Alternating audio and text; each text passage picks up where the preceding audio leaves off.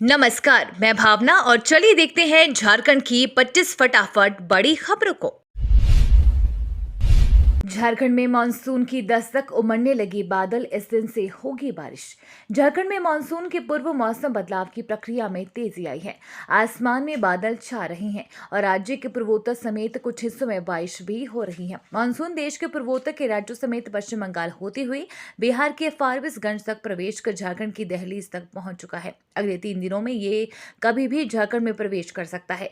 मौसम विभाग रांची के मौसम वैज्ञानिक अभिषेक आनंद ने बताया कि राज्य में मानसून आगमन के पूर्व मौसम में अनुकूल बदलाव आ रहे हैं। अरब सागर में बने तूफान विपर्जॉय से भी मानसून प्रभावित है। इसके कमजोर होने के बाद मानसून की रफ्तार में तेजी आएगी और ये झारखंड में प्रवेश करेगा।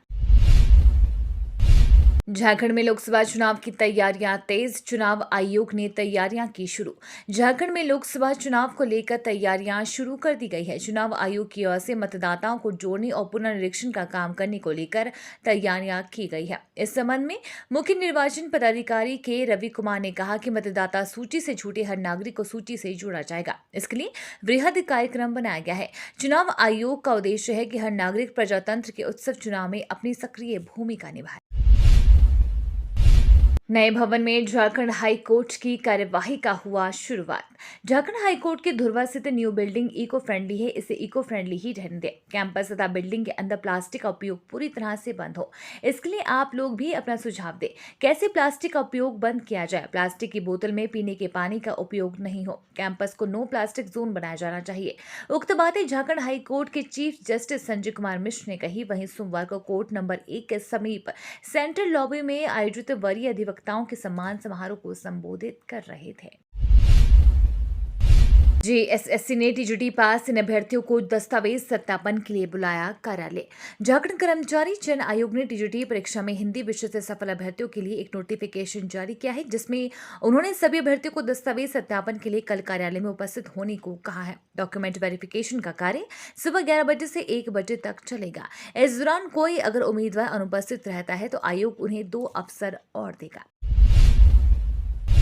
रांची सदर अस्पताल में शुरू हुआ गैस्ट्रोलॉजी ओपीडी का संचालन। जाने किस किस दिन मिलेगी ये सुविधा।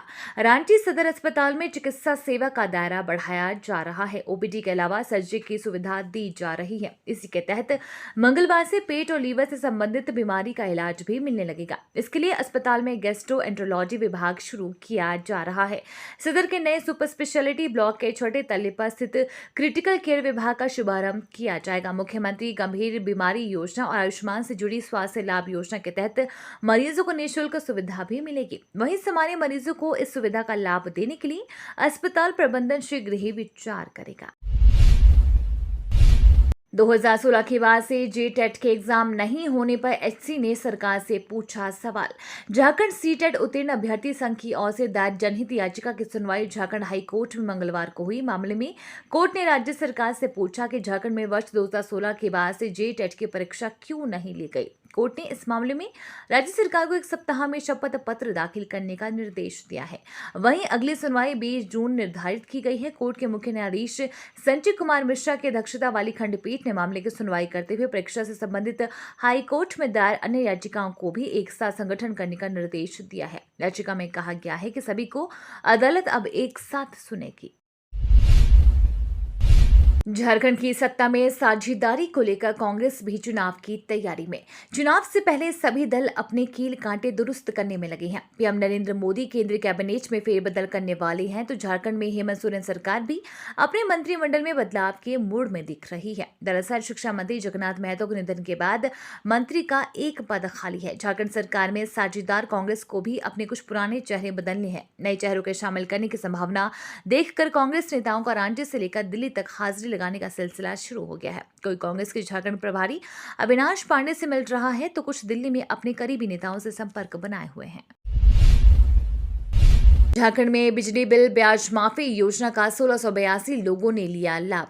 बिजली बिल ब्याज माफी योजना से बिजली उपभोक्ताओं को फायदा मिल रहा है। 72 दिनों में 1682 बिजली उपभोक्ताओं ने 1.33 करोड़ रुपए का लाभ लिया है। झारखंड बिजली वितरण निगम लिमिटेड को इस अभियान से 2.69 करोड़ रुपए का लाभ प्राप्त हुआ है। इससे बिजली उपभोक्ताओं को फायदा मिल रहा है। बिजली वितरण निगम की ओर से 1 अप्रैल से 23 जून तक बिजली बिल ब्याज माफी योजना संचालित है। इस योजना के तहत बिजली उपभोक्ताओं को लाभ देने के लिए जिले के विभिन्न स्थानों पर प्रतिदिन कैंप का भी आयोजन किया जा रहा है।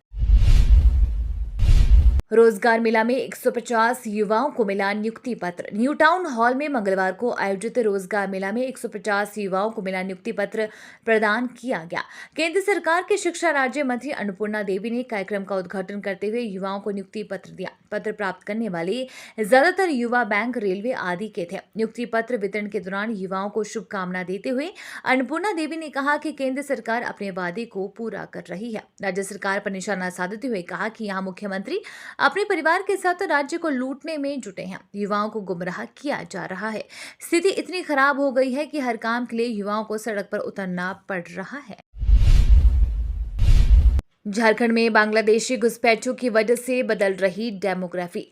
झारखंड में बांग्लादेशी घुसपैठियों की वजह से सियासत गर्म है। साहिबगंज जिले के राजमहल विधानसभा क्षेत्र से बांग्लादेश का बॉर्डर लगता है और यहां पर अब डेमोग्राफी बदल रही है। बताया जाता है कि बांग्लादेशी घुसपैठियों का एक रूट मैप निर्धारित है। पश्चिम बंगाल के मालदा जिला स्थित मोतीपुर बांग्लादेश से सटे सीमावर्ती क्षेत्र है और यहाँ से बांग्लादेशी घुसपैठियों को आने में आसानी होती है। मोतीपुर से पश्चिम बंगाल के कलियाचक होते हुए एनटीपीसी का मोड़ से राजमहल के लिए सीधी सड़क है। इस रास्ते में किसी तरह का कोई चेक पोस्ट नहीं है, जिससे इन रास्तों में घुसपैठियों को आने जाने में कोई भी कठिनाई नहीं होती है। झारखंड को जल्द मिलेगी वंदे भारत की सौगात, पहला ट्रायल रन पूरा।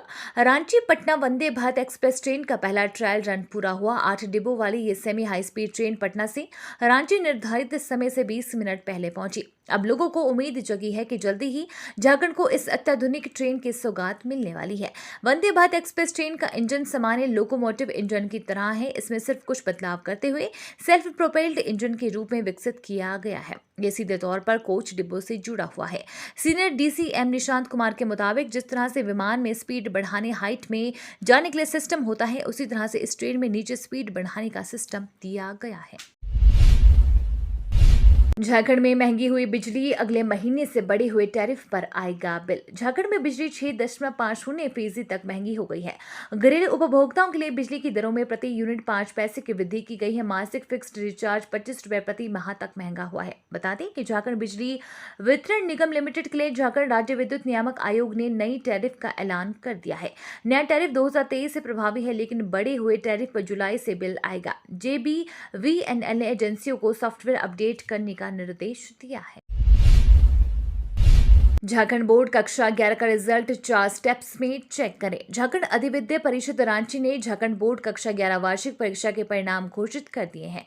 GSC 11वीं फाइनल परीक्षा में भाग लेने वाले छात्र बोर्ड की ऑफिशियल वेबसाइटों jac.jharkhand.government.in या jacresults.com पर जाकर अपना रिजल्ट चेक कर सकते हैं। इससे पहले झारखंड बोर्ड ने कक्षा 8 और 9 के परीक्षा परिणाम जारी किए थे और इससे पहले जैक बोर्ड कक्षा 10 और 12वीं का रिजल्ट घोषित किए थे। झारखंड बोर्ड 11वीं की परीक्षा अप्रैल 2023 में आयोजित की गई थी, जिसमें करीब 3.5 लाख छात्रों ने भाग लिया था। झारखंड 3500 रुपए मानदेय पर बहाल होंगे, डॉक्टर स्वास्थ्य विभाग ने जारी की अधिसूचना। झारखंड में 3500 रुपए रोज के मानदेय पर डॉक्टरों को बहाल किया जाएगा। स्वास्थ्य विभाग द्वारा जारी अधिसूचना के मुताबिक शहरी इलाकों में पॉलीक्लिनिक में अब एक्सपर्ट डॉक्टर्स की बहाली की जाएगी। पहले चरण में जमशेदपुर शहरी इलाकों के 6 पॉलीक्लिनिक में 6 विशेषज्ञ चिकित्सकों की तैनाती होनी है, जिसमें मेडिसिन, महिला रोग विशेषज्ञ, शिशु रोग विशेषज्ञ, नेत्र रोग विशेषज्ञ, चर्म रोग विशेषज्ञ और मनोचिकित्सक शामिल है। 19 जून को वॉक इन इंटरव्यू के आधार पर डॉक्टरों की बहाली होगी। इसके लिए सिविल सर्जन की अध्यक्षता में गठित चयन कमेटी अभ्यर्थियों का इंटरव्यू लेगी। बहाली में 65 साल तक चिकित्सक आवेदन कर सकते हैं। जम्मू कश्मीर में 5.4 तीव्रता का भूकंप, पूरे उत्तर भारत में महसूस हुए झटके। दिल्ली समेत उत्तर भारत में भूकंप के झटके महसूस किए गए हैं। भूकंप के झटके श्रीनगर और पंजाब के कुछ शहरों में भी महसूस किए गए हैं। दिल्ली में भूकंप के झटकों की तीव्रता काफी कम थी, लेकिन कई लोगों ने भूकंप के झटकों को महसूस किया। जम्मू कश्मीर में किश्तवाड़ से 30 किलोमीटर दक्षिण पूर्व में भूकंप का एपिक सेंटर बताया जा रहा है। रिक्टर पैमाने में भूकंप की तीव्रता 5.7 बताई जा रही है। राष्ट्रीय भूकंप विज्ञान केंद्र ने बताया कि जम्मू कश्मीर के डोडा में 5.4 तीव्रता का भूकंप आया। पूरे उत्तर भारत में भूकंप के झटके महसूस किए गए। भूकंप के झटके 13 जून दोपहर लगभग 1:30 बजे महसूस किए गए। तिहाड़ जेल में गैंगस्टर के मर्डर के बाद प्लास्टिक के लगाए जाएंगे एग्जॉस्ट फैन और एलईडी लाइट। राष्ट्रीय राजधानी की तिहाड़ जेल ने कारागार में बंद गैंगस्टर टीलू ताजपुरिया की हत्या तेजी घटनाओं को रोकने के लिए कई उपाय किए हैं, जिनमें हाल ही में 2000 से अधिक एग्जॉस्ट फैन को प्लास्टिक वाले पंखों से बदलने और डार्क स्पॉट्स पे प्राप्त रोशनी के इंतजाम शामिल है। अधिकारियों ने मंगलवार को ये जानकारी दी। अधिकारियों ने बताया कि 2 मई को जेल के अंदर ताजपुरिया की नृशंस हत्या के बाद दिल्ली जेल महानिदेशक संजय बेनीवाल ने तिहाड़ जेल के वार्डों से खतरनाक वस्तुओं को हटाने के लिए एक परिपत्र जारी किया था, जिसका इस्तेमाल कैदी कामचलाऊ हथियार के रूप में कर सकते हैं। 70,000 युवाओं को सरकारी नौकरी का तोहफा, पीएम मोदी ने दिया नियुक्ति पत्र। प्रधानमंत्री नरेंद्र मोदी ने लगभग 70,000 लोगों को नियुक्ति पत्र वितरित किया। इस अवसर पर वह लोगों को भी संबोधित किए। प्रधानमंत्री मोदी ने 13 जून को सुबह 10:30 बजे वीडियो कॉन्फ्रेंस के माध्यम से लगभग 70,000 नियुक्ति पत्र वितरित किए। बयान के अनुसार नियुक्ति पत्र सरकार की रोजगार मेला पहल के तहत वितरित किए गए हैं। पीएम मोदी के खिलाफ गोलबंदी कर रहे नीतीश कुमार को लगा जोर का झटका। पीएम नरेंद्र मोदी के खिलाफ मोर्चेबंदी में जुटे बिहार के सीएम नीतीश कुमार को आज उनके करीबी रहे जितिन राम मांझी ने बड़ा झटका दे दिया है। मांझी के बेटे संतोष सुमन ने नीतीश कैबिनेट से इस्तीफा देकर राज्य के मुखिया की विपक्षी एकता की कोशिश को झटका दिया है। इस घटना के बाद विपक्षी एकता की मुहिम में जुटे राज्य के सीएम के लिए बड़ी मुश्किल खड़ी हो गई है। मुश्किल ये है कि विपक्ष का तिनका जोड़ने वाले नीतीश के खुद के घर की ईंट निकल गई है। अडानी फाउंडेशन ने गोद लिए टीबी के 70 नए मरीजों को दिए पोषण किट। गोंदलापुरा खनन परियोजना के तहत अडानी फाउंडेशन ने इस बार 70 नए टीबी मरीजों को गोद लिया है। इससे पहले गोद लिए गए 60 टीबी के अधिकतर मरीज स्वस्थ हो चुके हैं। बड़का गांव स्थित सामुदायिक स्वास्थ्य केंद्र में मंगलवार को अडानी फाउंडेशन ने प्रधानमंत्री निक्षय पोषण योजना के तहत इन मरीजों के बीच पोषक आहार किट का वितरण किया। इस अवसर पर बड़का गांव के प्रभारी चिकित्सा पदाधिकारी डॉक्टर बीरेन प्रसाद ने कहा कि अडानी फाउंडेशन ने एक बड़ा मापदंड स्थापित किया। ऐसी बहुत कम कंपनियां हैं जो दूसरे चरण में भी टीबी मरीजों को गोद ले रही है। रांची के यूट्यूबर स्टार नीतीश जो झारखंडी खानपान को ला रहे हैं दुनिया के सामने। नीतीश कुमार झारखंड की राजधानी रांची के फेमस यूट्यूबर हैं। शायद ही रांची में कोई ऐसा हो जो नीतीश को ना जानता हो। उनका लोकप्रिय YouTube channel Nitish and cuisine, जिसके जरिए वो झारखंड के लोकप्रिय व्यंजन का स्वाद लोगों तक पहुंचाते हैं। नीतीश आज रांची के एक लोकल स्टार बन चुके हैं। देवघर पहुंची राजस्थान की पूर्व सीएम वसुंधरा राजे सिंधिया ने हेमंत सोरेन पर हमला बोला।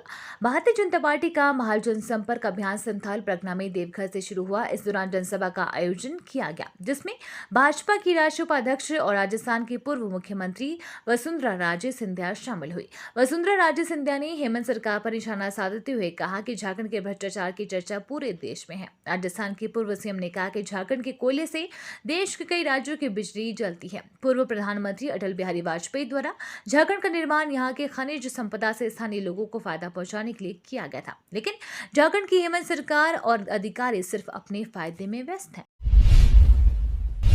अडानी पावर प्लांट के विरोध मामले में विधायक प्रदीप यादव कोर्ट में हुए पेश। अडानी पावर प्लांट के विरोध के मामले में दर्ज प्राथमिकी में कांग्रेस के पोड़ैहाट विधायक प्रदीप यादव कोर्ट में मंगलवार को पेशी हुई। विधायक की पेशी डीजे 3 लक्ष्मण प्रसाद के न्यायालय में हुई। न्यायाधीश छुट्टी में होने के कारण हाजिरी देकर विधायक वापस लौट गए। मामले की सुनवाई नहीं हो सकी। मामला वर्ष 2017 की है। जानकारी के अनुसार अडानी के लिए हुए पर्यावरणीय जनसुनवाई के दौरान पुलिस पार्टी पर पथराव, जानलेवा हमला करने, सरकारी कार्य में बाधा पहुंचाने, आपराधिक षड्यंत्र रचने के मामले में पोड़ैहाट विधायक प्रदीप यादव समेत 10 लोगों पर कोर्ट से गिरफ्तारी वारंट निर्गत किया गया था। रांची बिट्टू खान हत्याकांड में 6 आरोपी गिरफ्तार, पिस्टल और बाइक बरामद। झारखंड की राजधानी रांची में हुए बिट्टू हत्याकांड मामले में पुलिस को 8 दिन बाद सफलता मिली है। पुलिस ने हत्याकांड में शामिल 6 लोगों को गिरफ्तार किया है। मिली जानकारी के मुताबिक इनमें से एक आरोपी धनबाद से गिरफ्तार किया गया है, जबकि बाकी 5 आरोपियों को रांची के ही विभिन्न इलाकों से पकड़ा गया है। पुलिस ने आरोपियों के पास से बाइक और पिस्टल भी बरामद किया है। राज्यपाल सीपी राधाकृष्णन ने चतरा की करमा में ग्रामीणों की सुनी समस्या, दिए कई निर्देश। झारखंड के राज्यपाल सीपी राधाकृष्णन मंगलवार 13 जून 2023 को चतरा के करमा पंचायत भवन में ग्रामीणों के साथ संवाद किए। इस मौके पर ग्रामीणों ने खुलकर अपनी समस्या रखी। इस पर राज्यपाल महोदय ने कहा कि जब तक क्षेत्र भ्रमण कर स्थानीय लोगों से संवाद स्थापित कर उनकी समस्या और उनकी आकांक्षा को न जाना जाए, तब तक उनकी समस्या का समाधान संभव नहीं है। रोहित का समय लगभग खत्म। वेस्टइंडीज दौरे से टीम इंडिया को मिलने जा रहा है नया ओपनर। हार्दिक कराएंगे डेब्यू। वर्ल्ड टेस्ट चैंपियनशिप के फाइनल में ऑस्ट्रेलिया से मात खाने वाली टीम इंडिया अब अगले महीने वेस्टइंडीज दौरे के साथ एक नई शुरुआत करने की कोशिश करेगी। इस दौरे पर टीम को 2 टेस्ट, 3 वनडे और 5 T20 मुकाबले खेलने हैं। वहीं इस टूर के साथ टीम में कुछ नए खिलाड़ियों को भी शामिल किया जाना है।